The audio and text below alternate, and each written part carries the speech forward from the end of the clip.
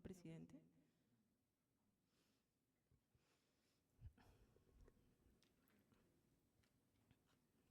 Bien.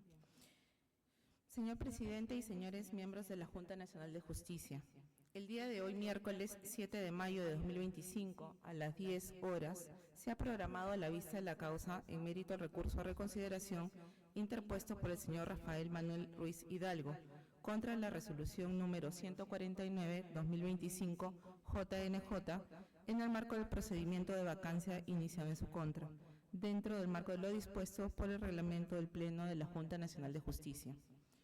Asimismo, se da cuenta que tanto los solicitantes como el señor Rafael Manuel Ruiz Hidalgo fueron debidamente notificados y se les concederá el uso de la palabra para que sustenten los fundamentos que correspondan. Bien, buenos días. El abogado del recurrente y él mismo pueden dar inicio al informe oral a partir de este momento por un plazo que no exceda de los 10 minutos. Adelante.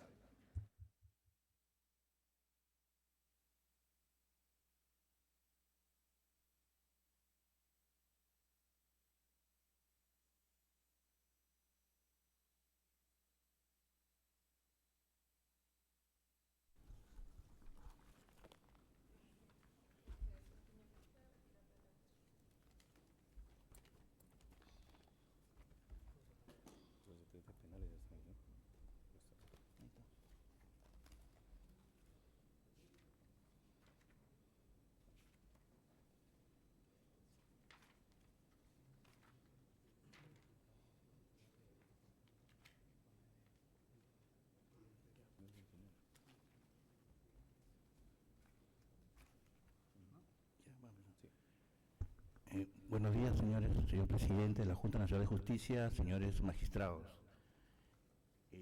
Vamos a empezar con el informe oral. A ver, primero lo que tenemos que analizar es lo referido a la resolución 149. Perfecto, muchas gracias.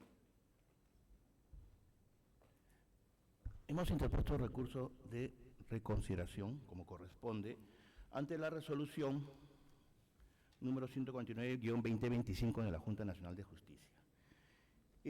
Bueno, consta de aproximadamente 20 páginas, 17 páginas, y recién a partir del 9º fundamento se hace un análisis expreso de los argumentos que nosotros vertimos en nuestros descargos, de parte del doctor Rafael Ruiz.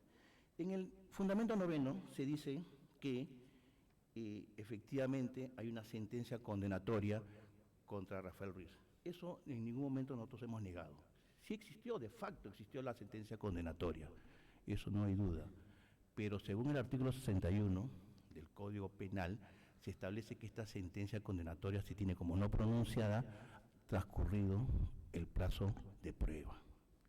Entonces, en ese sentido, nuestro patrocinado doctor Ruiz, cuando se le preguntó a él por la comisión especial si él tenía algún proceso penal o había sido condenado, definitivamente es no. ¿Por qué es no? Porque la sentencia tiene como no pronunciada. Es más, los antecedentes penales que se pidieron en ese momento por la comisión especial, que era la competente en ese momento, los antecedentes penales salieron negativos. No había sentencia condenatoria. ¿Y justamente por qué? Porque eso corrobora lo que hemos dicho nosotros en un principio, que la sentencia se considera como no pronunciada. Por lo tanto, a la par, Rafael Ruiz, el doctor Ruiz, en la vida pues va a decir tengo una condena cuando el propio antecedente penal que dice que estaba en manos de la comisión especial señalaba expresamente que no tenía.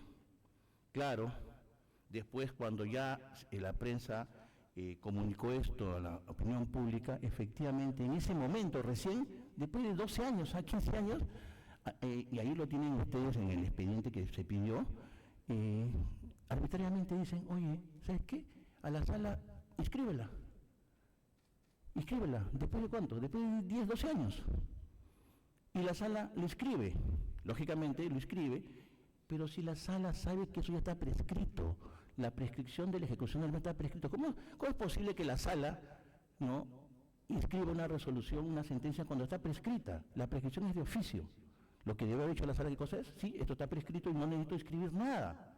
Pero ilegalmente lo inscribió, lo registró.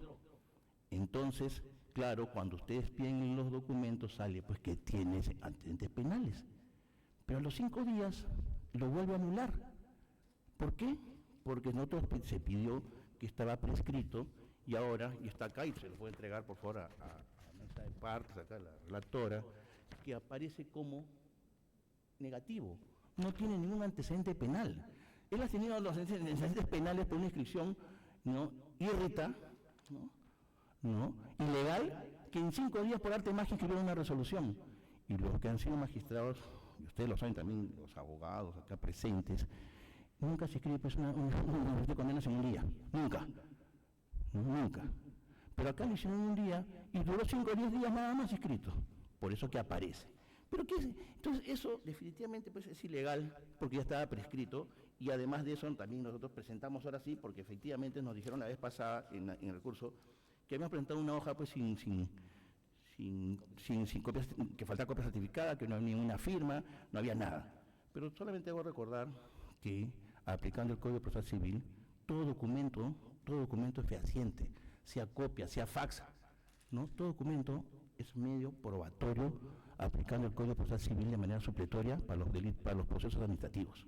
Pero aún así, hemos traído ahora sí la notificación, ¿no?, que está prescrito, ¿no? Lógicamente no aparece la firma porque es una notificación.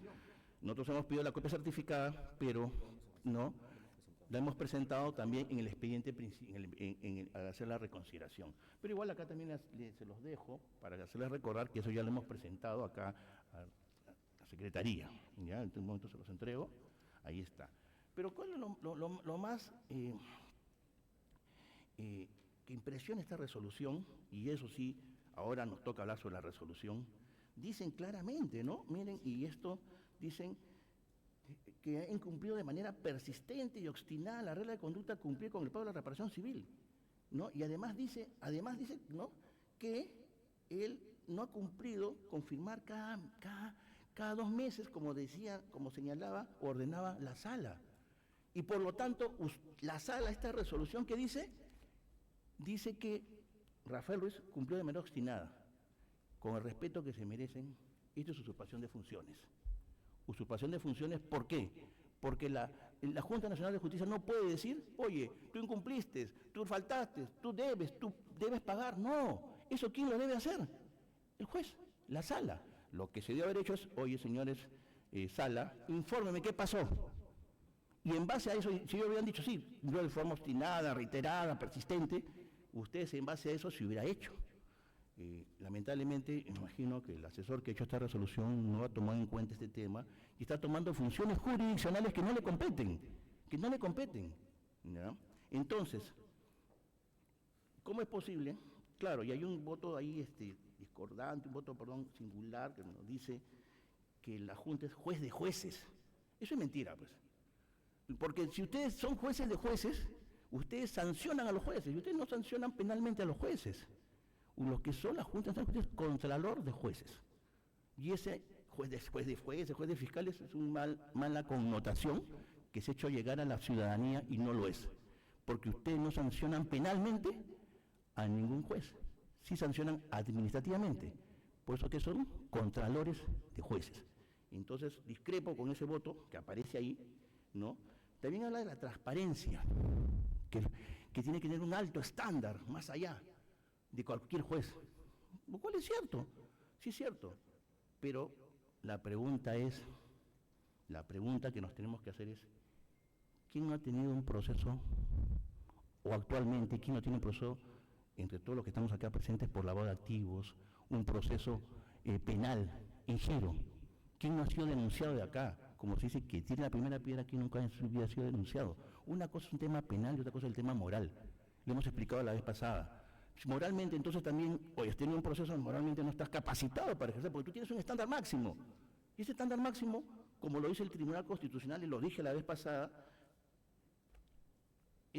la moral es un tema abstracto, el tema ético es abstracto. Por lo tanto, como se ve acá un magistrado que está acá presente, que justamente fue absuelto porque la Junta, el Consejo en ese momento, le envía pues al Poder Judicial, ¿no? Y el reconocido jurista Otto San Martín lo absuelve, justamente ¿por qué?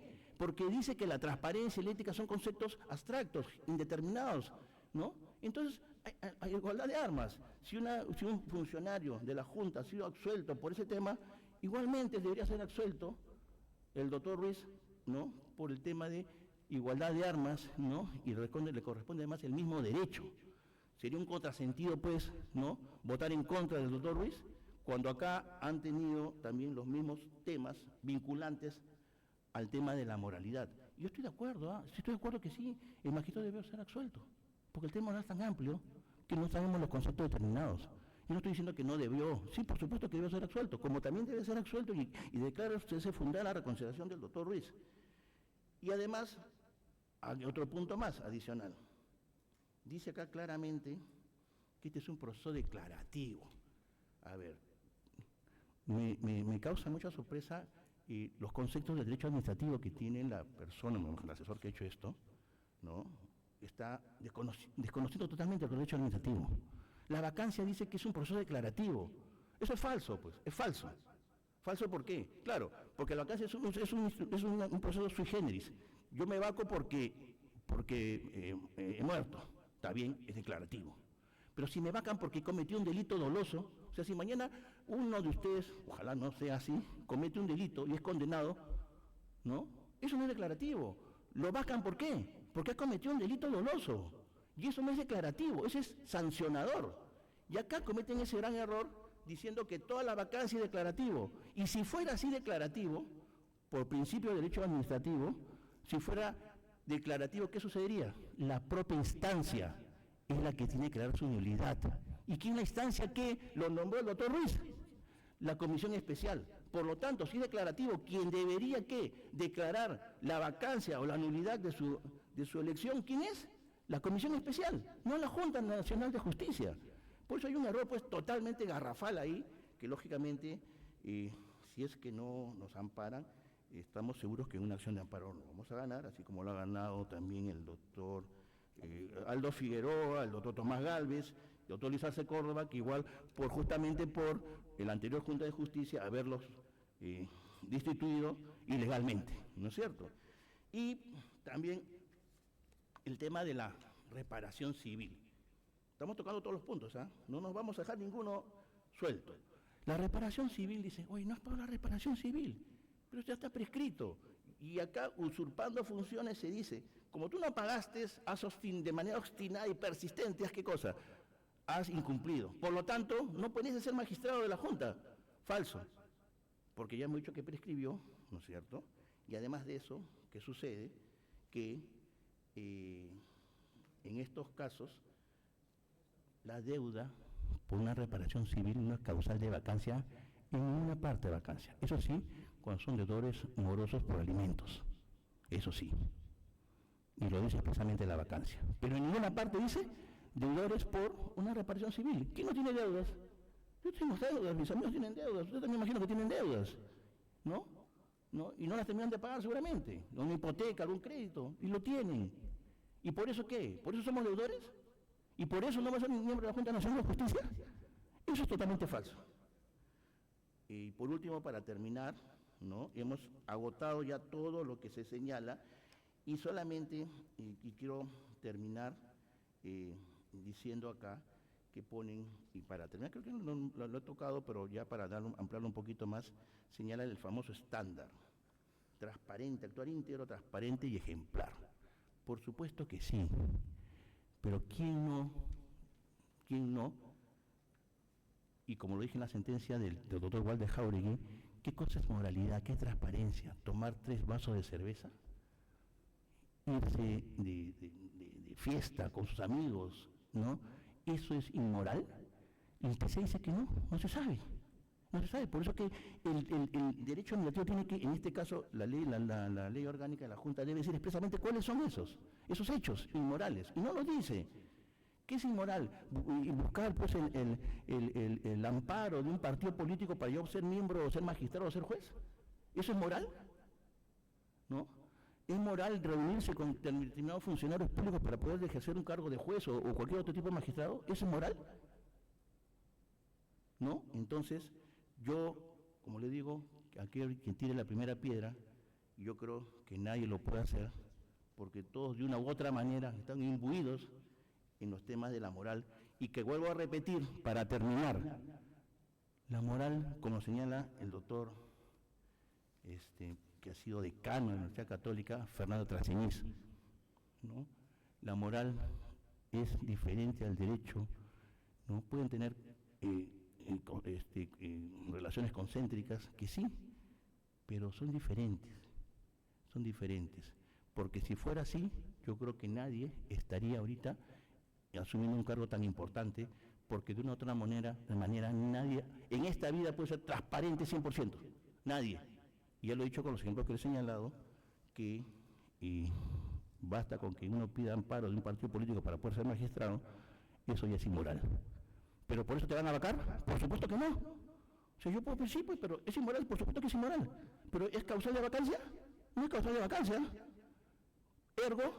Ergo, sí pueden pedir el amparo, porque no es causal de vacancia. En conclusión, en base a esos argumentos, solicito que se declare fundada el recurso de reconsideración interpuesto por el doctor Rafael Manuel Ruiz Hidalgo. Y en consecuencia se le retorne a su puesto como consejero de la Junta Nacional de Justicia.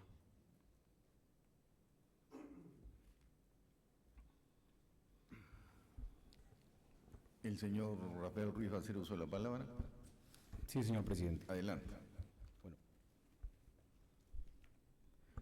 Señor presidente y señores magistrados de la Junta Nacional de Justicia. Antes de proceder a informar sobre los alegatos relacionados con la reconsideración interpuesta por mi defensa, en realidad, que ya lo ha pasado a dar, considero pertinente poner en conocimiento de ustedes, sobre todo a la opinión pública, de los vacíos legales que existen en el reglamento de la Junta Nacional de Justicia. Si bien es cierto, el artículo 6 de la Ley Orgánica de la Junta Nacional de Justicia establece que el cargo de miembro de la Junta Nacional de Justicia es indelegable y que se presta juramento ante la Comisión Especial antes de asumir funciones. Los miembros son responsables por sus actos y pueden ser removidos por causa grave mediante voto de los 2/3 del Congreso. Así es, lo dice el artículo 6, ¿no? El reglamento ha establecido el procedimiento de vacancia, correcto, pero el artículo 6 se condice con lo que determina la Constitución. La Constitución dice que los miembros de la Junta Nacional de Justicia pueden ser removidos por el Congreso, específicamente, ¿no? Ahí hay una incongruencia con el reglamento.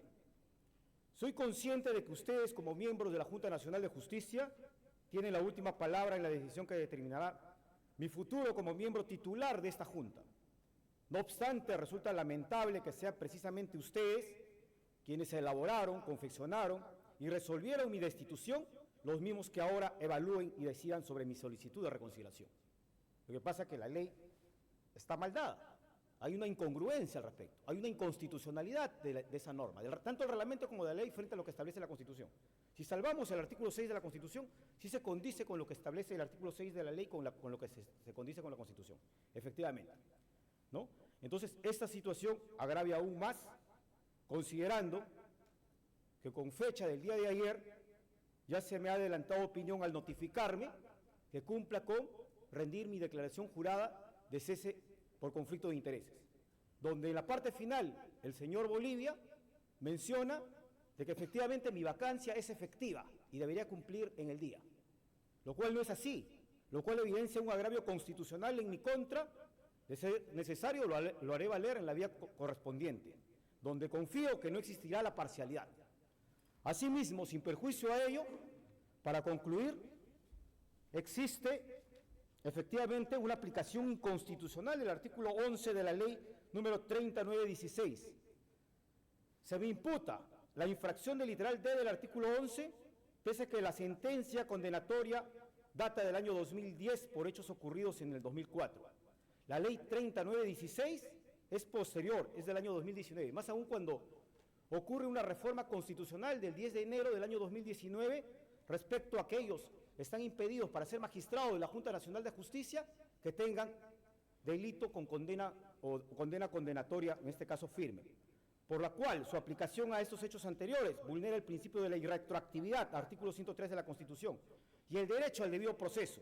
Además, contradice la jurisprudencia constitucional sobre la función resocializadora, la rehabilitación que elimina los efectos de la condena.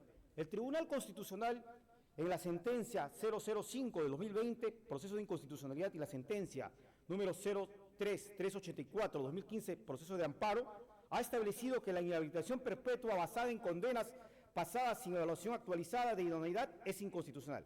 Asimismo, el artículo 69 del Código Penal prescribe que la inhabilitación, en este caso, es automática tras el cumplimiento de la pena. Efectivamente, en ese sentido, la aplicación del artículo 11 de esta ley resulta, pues, sumamente inconstitucional. Otro punto muy importante para concluir, la falta de imputación de cargos y de congruencia en la resolución de vacancia. La resolución 103 del 2025, de fecha 18 de marzo del 2025, que se da inicio al procedimiento de vacancia, no contiene una imputación de cargos de forma precisa, tanto en un procedimiento administrativo como en un proceso penal, ¿no? Debe existir la imputación de cargos de forma objetiva y determinante en la acreditación de los hechos y la imputación de los cargos, así como la norma aplicable al caso en concreto y de ser la supuesta sanción que podría acreditarse al imputado. No ha habido ningún tipo de imputación de cargos. El mismo día que se me notifica la imputación de cargos, cuando me encontraba con licencia médica, ese mismo día se me hace la suspensión en el ejercicio de mis funciones, vulnerándose mi derecho de defensa, mi derecho constitucional al trabajo, efectivamente, y el debido proceso, sin haberme escuchado siquiera, porque lo normal, la Ley de Procedimiento Administrativo General, como ustedes lo conocen, porque son abogados, efectivamente, determina de que uno puede iniciar esta medida cautelar cuando por lo menos haya contestado el imputado en este procedimiento administrativo, efectivamente, porque se trata de un procedimiento administrativo sancionador, no es un procedimiento administrativo, como yo lo ha explicado mi abogado, meramente declarativo, ¿no? Porque eso es claro, ¿no? La doctrina debaten, los autores debaten, podemos citar algunos autores y nos pasaríamos hablando de lucubraciones doctrinarias, lo cual me queda poco tiempo, efectivamente. Ahora bien, la solicitud del congresista Edwin Martínez se funda en el inciso D del artículo 11 de la Ley Orgánica de la Junta Nacional de Justicia respecto de condena por delito doloso, mientras que el ciudadano Elías Gustavo Domínguez alega pues impedimentos similares conforme a los incisos D y J del mismo artículo. Sin embargo, en la resolución final de la Junta Nacional introduce una causal distinta, el incumplimiento de reglas de conducta, como el pago de la reparación civil, que yo lo ha firmado mi abogado. Dicha causal pues no fue parte del inicio del procedimiento que fue solicitado, por lo que constituye una falta de congruencia fáctica. Efectivamente, conforme a la resolución de la Sala Plena número 011-2020, servir y a la doctrina del Tribunal Constitucional que vulnera el principio de coherencia o de correlación entre la imputación de los cargos y la decisión sancionadora. No pueden introducirse hechos nuevos, perjudiciales para el investigado sin haber sido comunicados previamente. Además, el propio artículo 248 de la Ley de Procedimiento Administrativo General exige pues la evaluación subjetiva de la responsabilidad, lo que no ha ocurrido en el presente caso. Se han considerado exclusivamente hechos objetivos sin analizar la intencionalidad, el error u otras circunstancias relevantes que podrían afectar al propio imputado en este caso. Finalmente, para decirles, y concluyo, que este procedimiento seguido en mi contra adolece de vicios sustanciales que vulneran claramente principios constitucionales. Y para tomar como referencia, incluso ya en estas sentencias que ha salido hace poco de los magistrados que han sido repuestos, se habría en mi caso también vulnerado el principio de jerarquía normativa, artículo 51 de la Constitución. Y asimismo no se ha observado los precedentes vinculantes como el proceso de inconstitucionalidad que acabo de mencionar, esos dos procesos que son juntos, hace un momento, efectivamente, no se han tomado en consideración. Recordemos que un proceso de inconstitucionalidad es igual que un precedente vinculante. Tiene la categoría de precedente vinculante porque tiene efectos erga omnes. Vincula a todos los poderes públicos y privados y son de obligatorio cumplimiento. Se ha inobservado, quiero advertir eso, ¿no? Este precedente para mi caso, vulnerándose derechos constitucionales. Igual sucede cuando ustedes resuelven en el entendido de que ya no se van a ya no van a desarrollar el contenido de una resolución. Yo lo entendí así en ese sentido respecto a mi suspensión, porque ya queda sin efecto, ya no habría razón de considerarlo, ¿no? Pero de repente ustedes no han revisado, hay una sentencia famosa de la Corte Interamericana de Derechos Humanos, el caso Nina versus Perú, donde un fiscal fue destituido arbitrariamente, primero suspendido, luego destituido, y la Corte, ¿qué dijo? La Corte lo repuso de nuevo, aparte de la reparación civil que se le tuvo que pagar el Estado peruano, efectivamente, porque se había vulnerado su derecho de defensa, era una decisión anticipada, etcétera, etcétera. Eso es mi caso, señores. Los invito a que revisen. Gracias.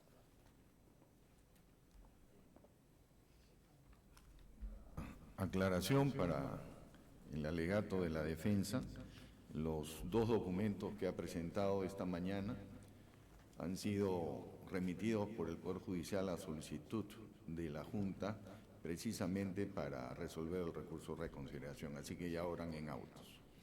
Y una aclaración respecto a lo mencionado por el señor Rafael Manuel Ruiz Hidalgo sobre la carta cursada por la Dirección General, no ha sido emanada del Pleno, ha sido respondida a su correo electrónico el día de ayer y a su domicilio procesal. Y entre otras cosas, lo fundamental que alude es que de acuerdo al artículo 226.1 del TUO de la Ley 27444, la interposición de un recurso de reconsideración no suspende la ejecución de la resolución. Eso es todo.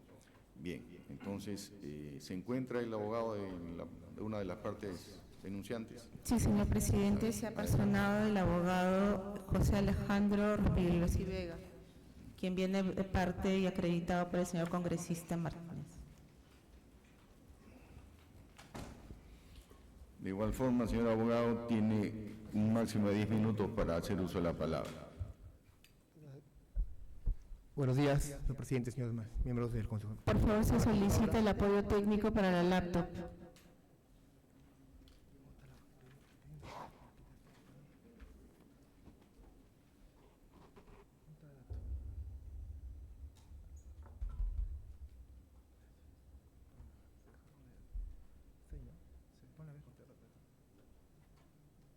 ¿Tiene el puntero?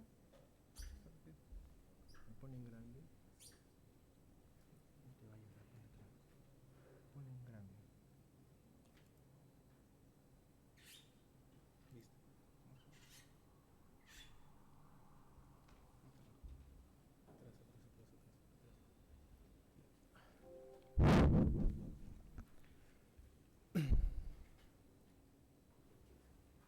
Con su venia, señor presidente.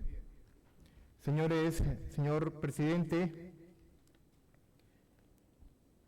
Gino Augusto Tomás Ríos Patio y los señores miembros de la Junta Nacional de Justicia, María Teresa Cabrera Vega, Francisco Artemio Tábara Córdoba, Jaime Pedro de la Puente Parodi, Víctor Hugo Chandubi Cornejo y Germán Alejandro Julio Cercovi González. Con la venia de la Secretaría General, Giovanna María Díaz Revilla.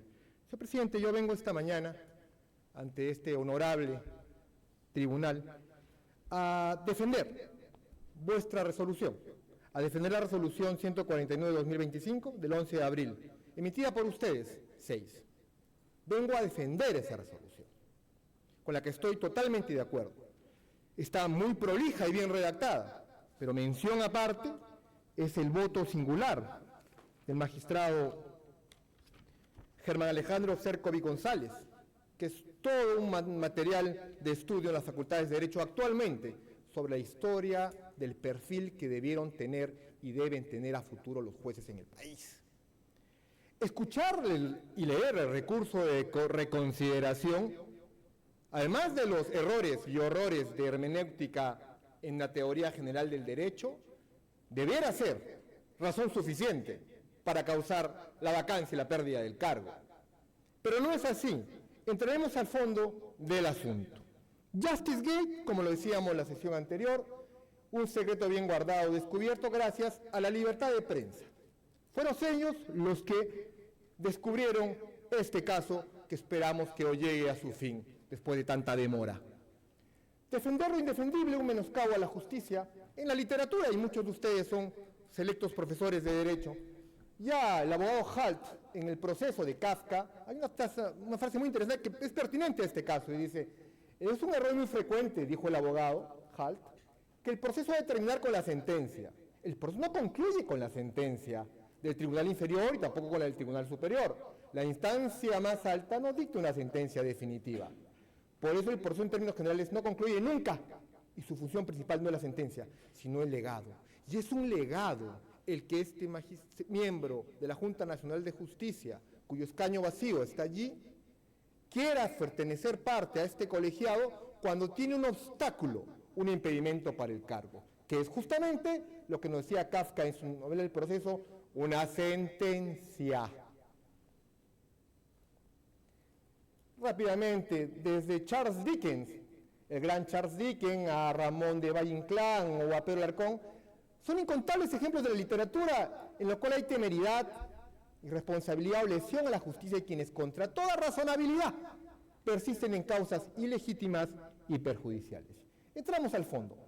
¿La Junta Nacional de Justicia es competente o no para vacar del cargo a uno de sus miembros? Claro que sí, parece que el señor no ha leído la ley orgánica de la Junta Nacional de Justicia, que en ese bloque de constitucionalidad les da la investidura para vacar a uno de sus miembros cuando no tienen los requisitos o se le descubren posteriormente la falta de requisitos para el cargo. Es más, no es una facultad de la Junta solamente, es un deber bajo responsabilidad. Y así lo dice la ley orgánica, artículo 13, los invito a leerla. Si el miembro titular, como en este presente caso, incurre en alguno de los supuestos previstos en el artículo 11 y la Junta Nacional de Justicia, procede a su separación por vacancia y al cumplimiento de lo previsto por el artículo 19 de la presente ley, bajo responsabilidad de los miembros de la Junta. Entonces, el punto central del proceso no es la nulidad del concurso de selección, no señor. La vacancia por causal conocida con la posterioridad a su elección, por ello acusar a la Junta de usurpar funciones es irrespetuoso y es un absoluto desconocimiento de la ley. En los últimos días ha salido en medio de comunicación un informe del Ministerio de Economía y Finanzas sobre el ranking de funcionarios públicos bajo el esquema del servicio civil, ¿no? En el primer escalafón están los magistrados del tribunal y los miembros de la Junta Nacional de Justicia. Bueno, pues este es un interés del señor de aferrarse al cargo. Yo pensé que él tendría la grandeza, señor presidente, de una vez que fue descubierto de su sentencia contra la Administración de Justicia, queriendo él ser miembro del sistema de justicia, insólito, tendría la grandeza y el desprendimiento de renunciar al cargo. Me ampallaron, me descubrieron, los medios de comunicación, renuncio. No, el señor se aferra con uñas y dientes en un interés crematístico. Su interés, señor individual, está por debajo del interés superior de los demás ciudadanos que requieren miembros de la Junta honorables e idóneos. Él se aferra, mi derecho al trabajo, dice. Mi derecho al trabajo. Su derecho está por debajo de los ciudadanos, de los 33 millones de peruanos que quieren miembros de la Junta honorables, para que eligen jueces y fiscales honorables también. Entonces, de esos 35.000 soles que ha ganado usted en enero y febrero y marzo, señor, pudo haber pagado 2.000 soles de reparación civil que le exigía el sistema de justicia al cual le paga su remuneración mensual. Y no lo hizo.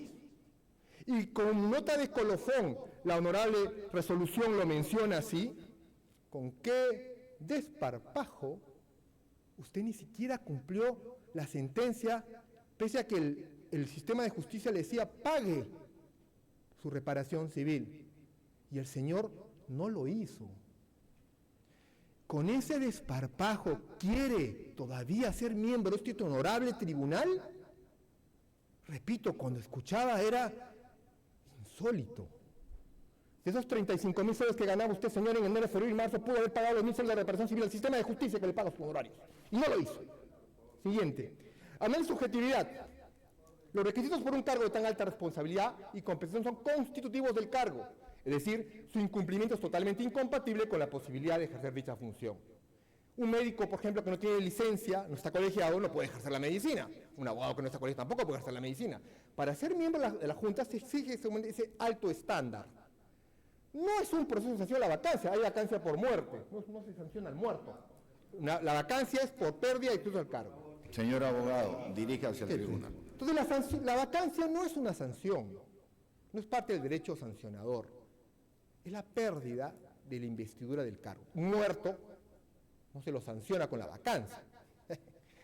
No es una sanción, sino de remoción del cargo por disposición expresa de la ley en su postulación.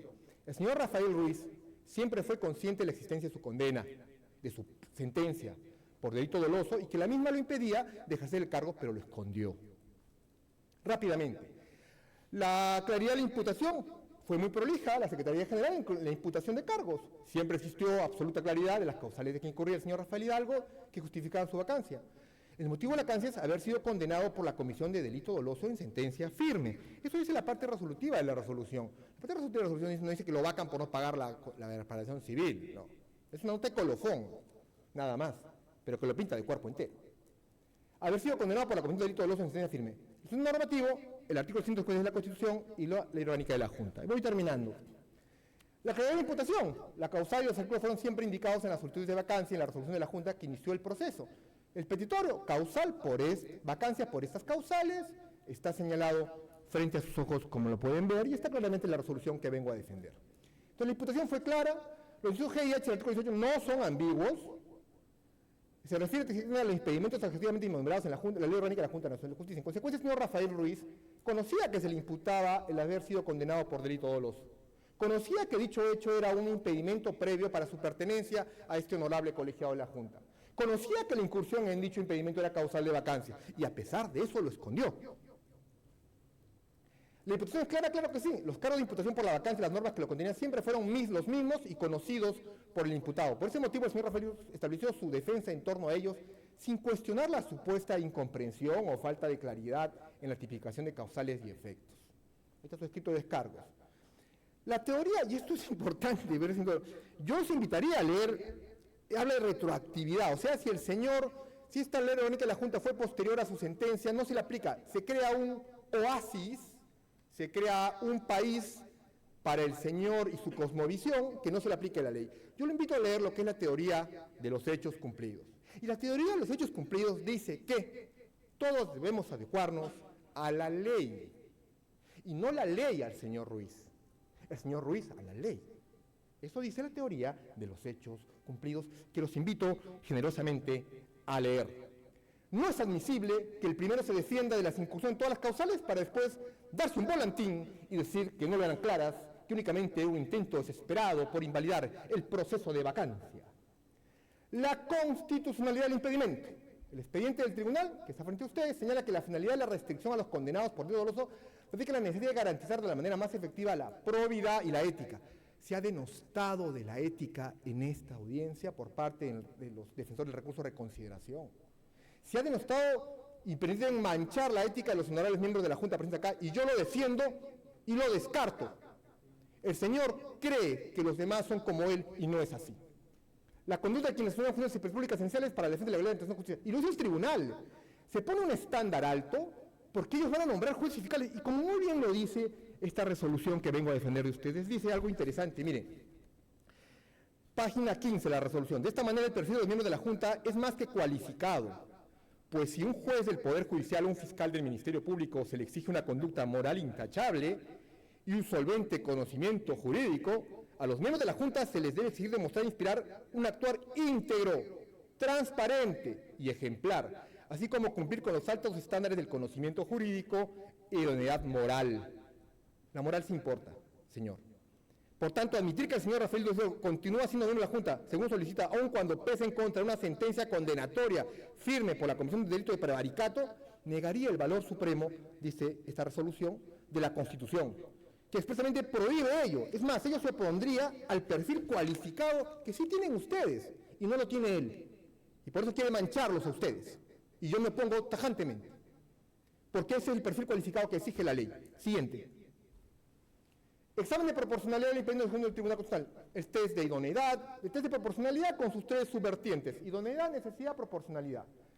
Impedir que personas que han dañado bienes jurídicos protegidos por el orden constitucional, ojo, y acá hay algo más grave todavía, no es solamente cualquier bien jurídico protegido, es el sistema de justicia. El señor fue sentenciado por un delito contra el sistema de justicia.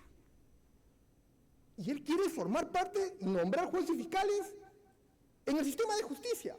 El mundo, al revés. Necesidad. No hay medida alternativa para garantizar que el sistema de impartición de justicia se encontrará compuesto de individuos que cumplan con exigencias éticas y morales. Y la proporcionalidad incrementa la posibilidad que la Ejecutoría esté compuesta por profesionales idóneos, ética y moralmente. La función de naturaleza de la Junta exige a profesionales extremadamente especializados y dotados de la máxima calidad ética que ingresen a partir del concurso de méritos. El criterio por sus dependientes es diferente al cargo de elección popular que no demandan características particulares de sus postulantes. El señor hablaba de los miembros de la Junta actuales. ¿Quién no ha tenido una denuncia? Oiga, denuncias pueden tener muchos, pero sentencias como tiene usted, vacado, no. Impedimento de norma de conducta de procesión civil. La causa de la vacancia es haber sido condenado precisamente por el delito de prevaricato. El incumplimiento de normas de conducta y el pago de reparación no son la causa de la vacancia en sí misma, sino indicadores adicionales de la mala fe y la permanente falta de idoneidad y moral de respeto por la administración de justicia por parte del imputado, que, insisto, ni siquiera tuvo la honorabilidad de pagar la reparación civil al sistema de justicia. Siguiente. Al mencionar la Junta, la exigente de la máxima calidad moral y ética de los miembros de la Junta no está vacando por motivos morales, no estamos vacando por motivos morales, no, porque tiene una sentencia y tiene que leer la resolución de manera completa. El que no tenga sentencia, ¿cuál es la razón de ser? Bueno, porque sean personas idóneas, así de simple. Y entramos al tema final, irrelevancia de la prescripción. Hay un aforismo en el derecho, una mala práctica que dice que si no puedes convencer, si no tienes argumentos, confunde. Y acá nos quiere confundir. Hay que confundir la prescripción del delito con la prescripción de la pena. De la pena. Y acá el señor Rafael Ruiz errada ilícitamente, que refiere que la prescripción de la ejecución de la pena equivalga a la desaparición absoluta del delito, como si nunca hubiera incurrido en la conducta y nunca lo hubieran condenado. Ello porque la prescripción elimina efectos jurídicos. Falso. Acá lo que está hablando, miembro de la Junta de Seguridad no tiene que ser sentencia condenatoria firme, sentencia. La ejecución de la pena es otra cosa, totalmente diferente. Pero como no puede convencer, confunde. La interpretación es falaz y absurda en tanto en el ordenamiento jurídico no existe figura que haga desaparecer los hechos o la responsabilidad comprobada por ellos, porque era cosa juzgada esta sentencia. Irrelevancia de la prescripción solo existen dos tipos de extinción penales, con causales por prescripción, la acción penal y de la pena. Prescripción de la acción penal, no hay prescripción de la acción penal porque fue procesado y finalmente condenado. Prescripción de la pena, en el caso de la prescripción de la ejecución de la pena es totalmente irrelevante porque ya sea que la pena por la condena se ejecute o no, es una cuestión ajena, repito, ajena al impedimento para ser miembro de la Junta Nacional de Justicia. Para el impedimento son irrelevantes los efectos jurídicos de la condena porque no los distingue, porque su fundamento es la búsqueda de la máxima probidad y ética de la Administración de Justicia, como decía el Tribunal Constitucional en el expediente 925-2015. ¿Qué pasa si una persona es sentenciada, es cosa juzgada y desaparece del país? Luego regresa y pide prescripción de la ejecución de la pena y puede postular a la Junta. La respuesta es no. Irrelevancia de la prescripción es lo que tiene seguido por el jurado nacional a través de la resolución que ven ustedes, donde el argumento de la defensa es que los apelantes no se les ha impuesto una condena con pena privativa de libertad efectiva, sino sentencia suspendida, debe precisar que para confirmar la causal de suspensión, lo único que se debe verificar es que se ha dictado una condena en segunda instancia por delito doloso. Y así lo establece también otras instituciones y tribunales honorables, como el Supremo Tribunal Electoral, que es el Jurado Nacional de Elecciones, que es una norma nueva en el sistema jurídico peruano. Es irrelevante si la ejecución de la pena es suspendida o efectiva. Es totalmente insignificante que dicha ejecución prescriba, porque el objeto del impedimento es solo que exista condena firme, no su ejecución o efectos jurídicos. La resolución que menciono ahí, presentada por el imputado, comparte el criterio de que la suspensión de la pena es diferente a la inexistencia de la condena o responsabilidad. Acá hay algo muy interesante, mire, hay una jurisprudencia que fundamenta la prescripción de ejecución, en tanto, como explicó Manzanares, el penado no perderá tal condición, antes, el contrario, se mantendrá la anotación en el registro de condenas. Aunque prescriba la ejecución de la pena, permanece la sentencia. Y eso es lo que quieren confundir a ese tribunal.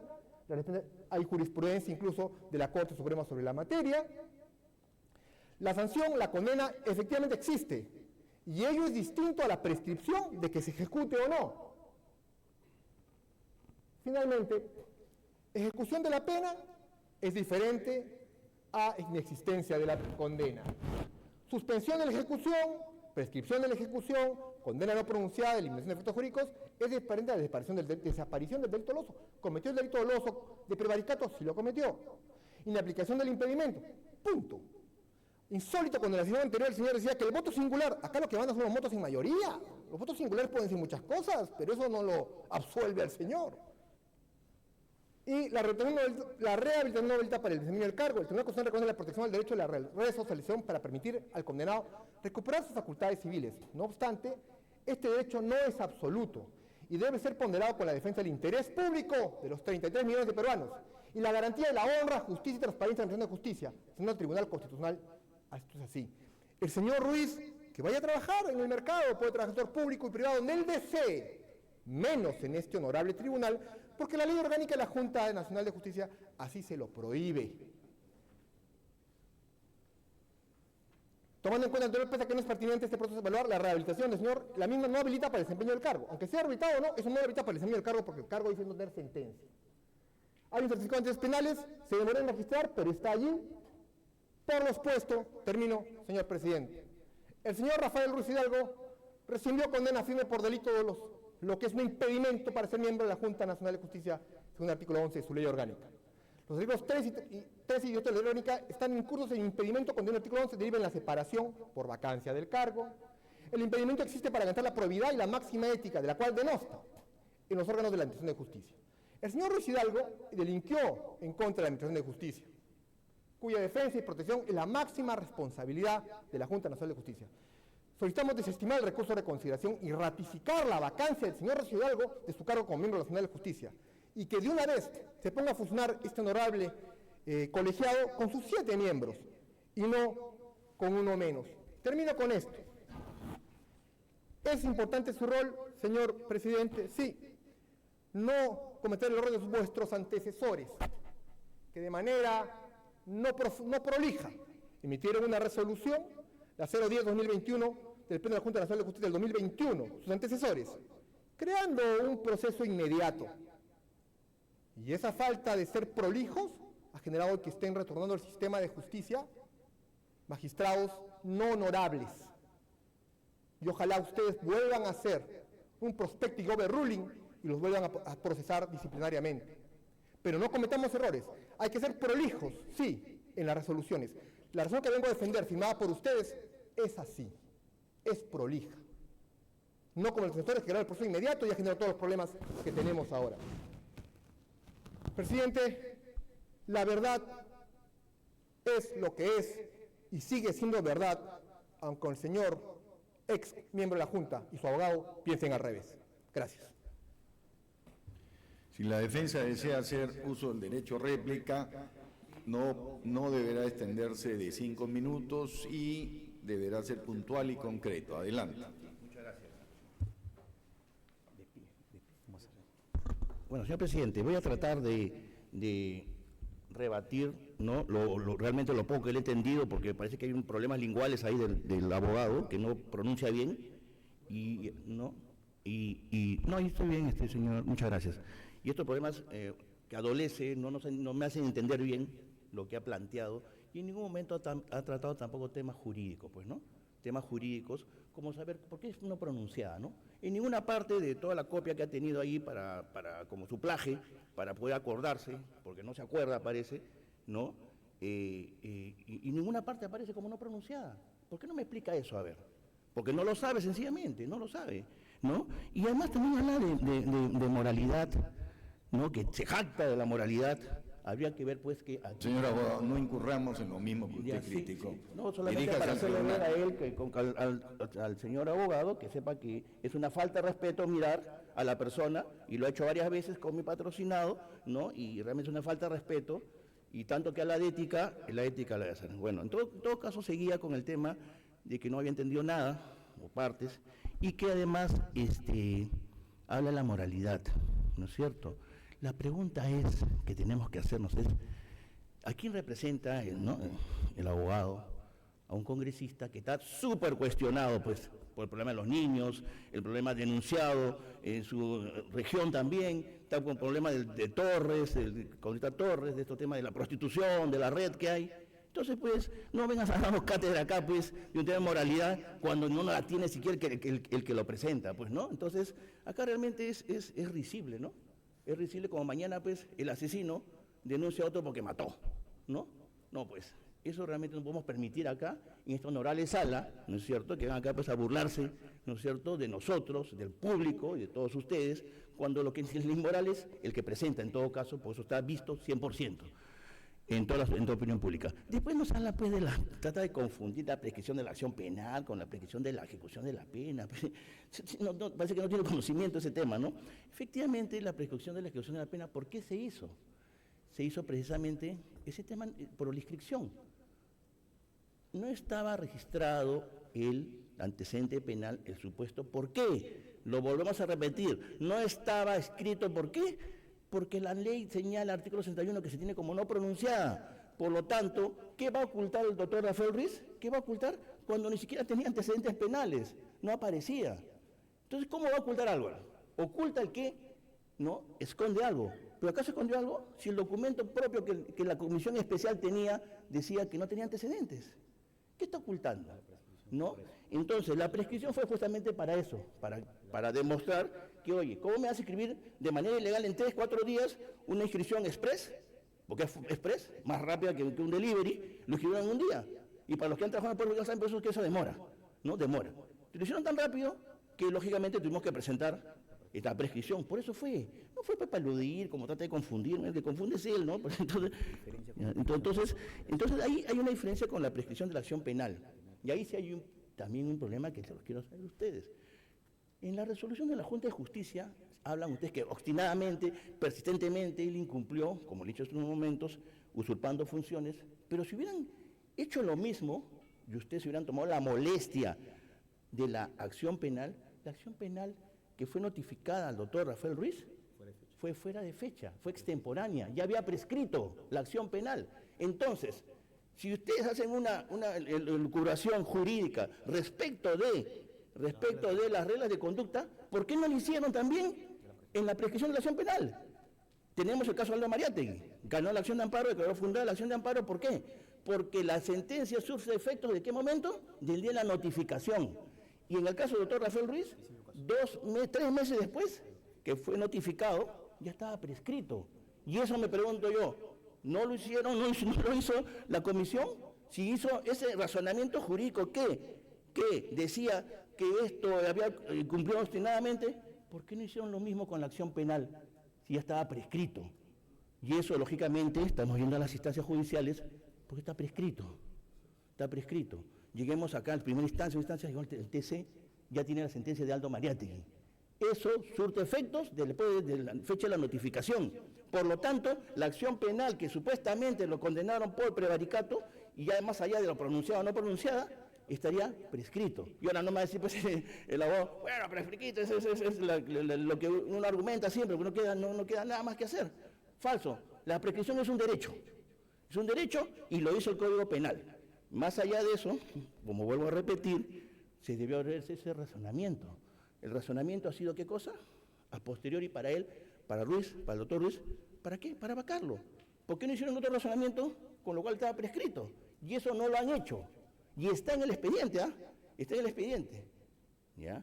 Y por último, sin ánimo de entrar en controversia, el doctor Ruiz hace unos momentos dijo que efectivamente el director de la Junta le había enviado un oficio diciendo ¿qué cosa? Dice que haga su declaración jurada, porque ya está vacado. Y efectivamente, pero hay 2 puntos ahí importantes. Dice, por encargo del presidente de la Junta Nacional de Justicia. Expresamente dice, ¿no? Le digo solamente al presidente, porque el presidente me dijo que no era de la sala, pero dice expresamente, por encargo del presidente de la Junta Nacional de Justicia. Primer punto, que lo dice. Y 2, en efecto, la reconsideración no suspende. Eso lo tenemos claro. Pero el director parece que no sabe nada de derecho administrativo. Si bien es cierto, suspende, pero suspende su ejercicio de sus funciones, porque él ya no está sentado como ustedes. Pero eso no significa que él tenga que entregar su declaración jurada porque no ha quedado consentida. En el recurso de coerción, 2 artículos antes del recurso de coerción van a ver ustedes que dice claramente que la resolución tiene que quedar consentida para que quede firme. Entonces, cuando quede firme, recién ¿qué cosa? Puede dar su declaración jurada. Ergo, en consecuencia, hay un adelanto de opinión. porque por encargo del presidente de la Junta Nacional de Justicia, dijo, oye, entrega, da tu declaración jurada. Falso. Porque la vacancia efectiva no suspende, falso. Suspende sí sus funciones, pero en cuanto a lo administrativo, no. Y eso es un principio de derecho administrativo. Por lo tanto, doctor Ruiz no debería entregar su declaración jurada. Ahora, hasta que quede consentida, ustedes mañana de repente están a favor o en contra, a partir de ese día, no antes. Y lo que nos causa sorpresa es que hay un adelanto de opinión, porque dijeron, ya sáquenlo de una vez, pues, ¿no? Cuando es falso. No es así, porque tiene que dar consentido. En sus funciones él sí no puede seguir, pero administrativamente no puede. Ahí sí él administrativamente no puede, ¿qué cosa? Entregar su declaración jurada. Y por último, ya para terminar acá, como digo, lo poco que he entendido con el plagio que tenía ahí el señor abogado, solamente me queda decir que lo moral es importante, señores magistrados, es sumamente importante.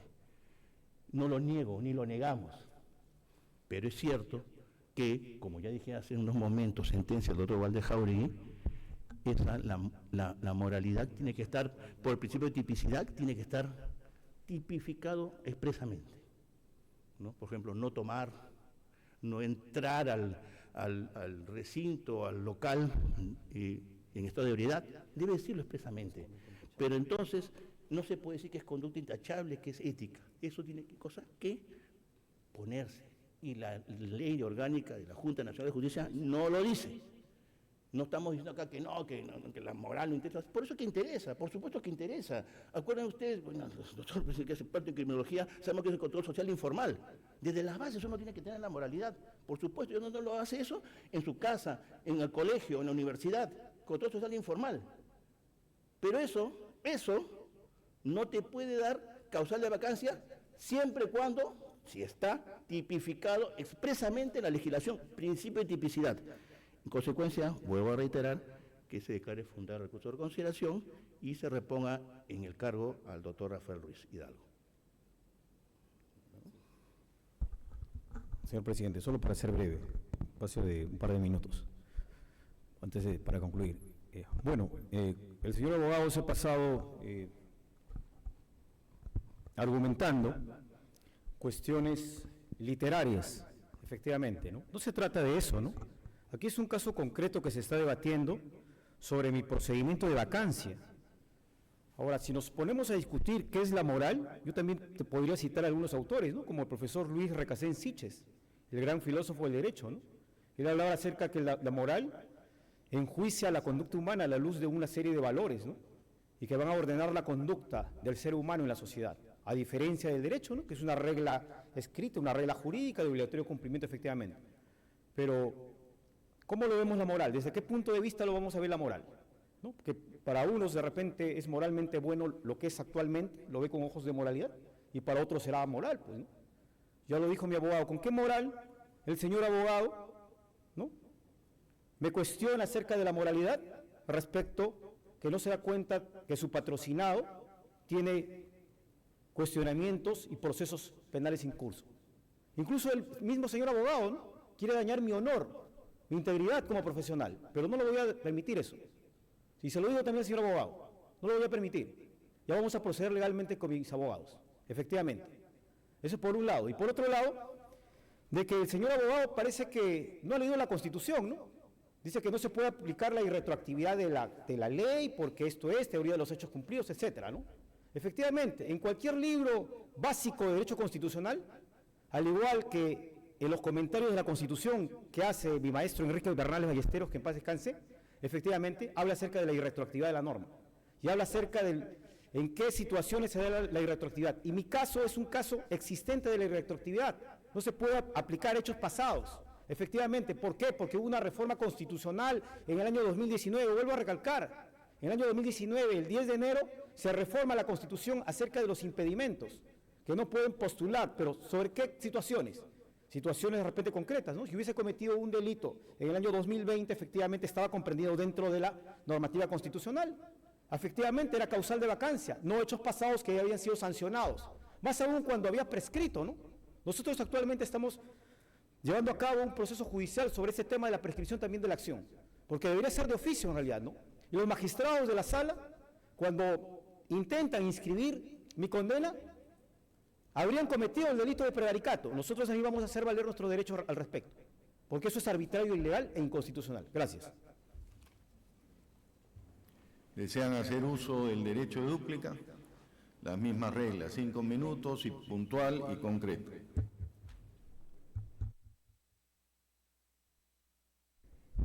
Señor presidente, gracias. Una persona sentenciada por prevaricato dice que los jueces que lo sentenciaron han cometido prevaricato. Insólito. Y es que decía, solamente escuchar los argumentos así deberían ser, en cualquier democracia, razón suficiente para la pérdida del cargo. Mire, señor presidente, acá, si no puedes convencer a un tribunal, confúndelos. Y es lo que él quiere, el señor y su abogado quieren hacer. ¿Cometió una acción de prevaricato? Sí. ¿Fue procesado? ¿Due process of law? Sí. ¿En pluralidad de instancia? Sí. ¿Sentenciado? Sí. En ese estadio debió el señor decir de que habría una prescripción de la acción penal o no. Parece que se ha equivocado el tribunal. Estamos, la foto de hoy, 7 de abril 2025, no es la foto de hace 10 años atrás. El señor, esos argumentos que hoy trae a la audiencia debió decirlos 10 años atrás, no acá. Este tribunal no puede cambiar la investidura de la cosa juzgada. Es cosa juzgada que el señor ha sido sentenciado en una pluralidad de instancia, en un due process of law, sí. ¿Por prevaricato? Sí. Que él, después de 10 años, se da un volantín y se saca nuevos argumentos debajo del sombrero y dice que habría prescrito la acción penal en antaño, bueno, debió decirlo en antaño, no aquí. No aquí. Ahora, ellos, como no les surtió ese argumento, luego dicen que el voto singular le da la razón. Sin comentarios. Y el tercer argumento que ha sacado recién en recurso de reconsideración es de que ha prescrito la ejecución de la pena. El señor se aferra a la prescripción, como fuere. No, tampoco. Eso no es materia. Acá, la resolución que vengo a defender dice en la parte final: se resuelve declarar la vacancia por separación en el cargo del miembro titular de la Junta Nacional de Justicia, Rafael Manuel Ruiz Hidalgo, por las causales establecidas en la Ley Orgánica de la Junta Nacional de Justicia. No habla por temas morales o no morales, éticos o no éticos, que son demasiado importantes. Lo que pasa es que hablamos de temas morales y éticos porque esos son la justificación de que la ley orgánica haya establecido, de que el legislador haya establecido, que por más que hayas tenido una sentencia y hayas cumplido la condena o no, no puedes formar parte, pues es un honorable tribunal. Vaya, señor, a trabajar al sector privado, al sector público, y no se aferre a un cargo para el cual tiene un obstáculo, un impedimento. La Real Academia Española de la Lengua dice que el impedimento es un obstáculo. No puede trabajar aquí porque no tiene la idoneidad para el cargo, como si lo tienen ustedes 6, señor presidente. Esto era todo. Gracias. Adelante, doctor de la Puente. Con su venia, presidente. Abogado Paredes, una consulta, por favor. Ahí, sobre su sitio, nada más. O si quiere acérquese, por favor. Como parte de su recurso de reconsideración, y un punto que no se ha alegado concretamente o no se ha expuesto, es que se ha cuestionado la propia causal de vacancia utilizada por la entidad para sustentar, ¿no?, el procedimiento de vacancia del doctor Ruiz Hidalgo. Su tesis argumentativa, su tesis de defensa, versa sobre la condena no pronunciada en función al artículo 61 del Código Penal, ¿no? Sí. Y cita la casación 2696-2021 Huánuco, que incluso tiene otros antecedentes, ¿no? Pero más allá de las dos consideraciones que se citan acá, que se consignan, en doctrina se diferencia, y esto un poco recogiendo lo que dice Zaffaroni, se diferencia la condena no pronunciada, y Zaffaroni dice, pero el acto jurisdiccional subsiste. Entonces, ¿cómo hacer esa diferenciación entre la tesis de la inexistencia y lo que dice Zaffaroni, que incluso es recogido, me parece, por esta casación o por otras que la anteceden, en el sentido que señala que el acto jurisdiccional subsiste. ¿Por qué entenderla como una inexistencia de condena? Y claro, y desde ese punto de vista, si, como dice Zaffaroni, y hay otros doctrinarios también que lo mencionan, que el acto jurisdiccional subsiste, estaríamos dentro del presupuesto que configura el literal D del artículo 11 de la Ley Orgánica de la Junta Nacional de Justicia. ¿Cómo explica esta argumentación? No sé si ha podido leer también a Zaffaroni en ese aspecto, ¿no? Sí, señor. Por favor, doctor Magistrado, Paredes. muchas gracias por su pregunta. Sí, efectivamente, acá hay que hacer, en principio, una interpretación histórica, ¿no? Cuando se da en nuestro Código Penal, ¿quién fue el ponente que vio este tema? ¿Quién es el experto? Recuerden que cuando hubo la comisión revisora del Código Penal del 91, en una serie de magistrados, pero hubieron tres asesores que ahorita yo los considero los mejores penalistas del Perú. Está el doctor Víctor Prado Saldarriaga, el doctor César San Martín y el doctor Felipe Villavicencio, que paz descanse. No, gracias a Dios los tres han sido mis maestros en la Universidad Católica. Y Víctor Prado, que es el ponente del tema referido a la condena condicional, él dice claramente, ¿no?, que esta es una alternativa a la pena privativa de libertad efectiva. Es una alternativa.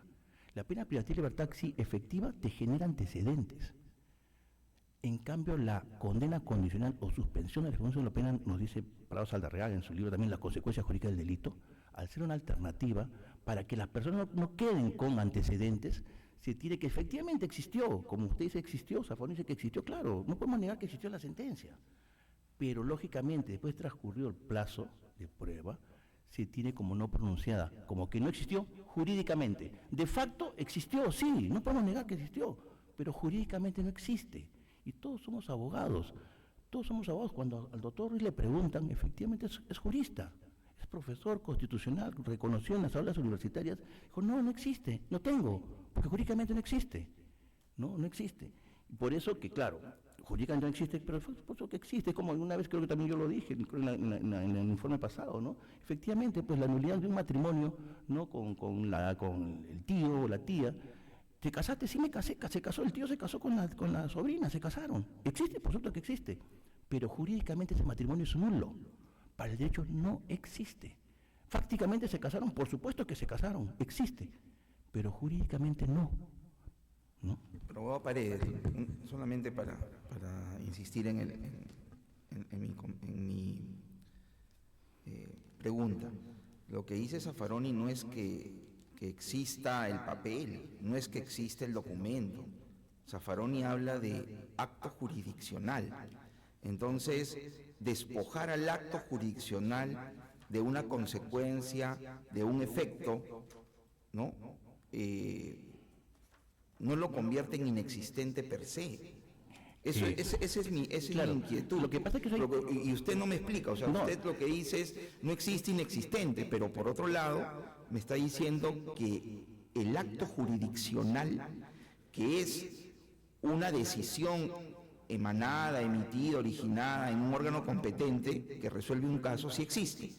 Entonces, creo que ahí hay algo para afinar. No, lo que yo le estoy diciendo es que en efecto sí fue condenado por delito de prevaricato, efectivamente, pero si transcurre el periodo de prueba sin tener mayor problema, dice el artículo 31 que tiene como no pronunciada, entonces nunca existió jurídicamente. Y ahí voy a pasar la diferencia.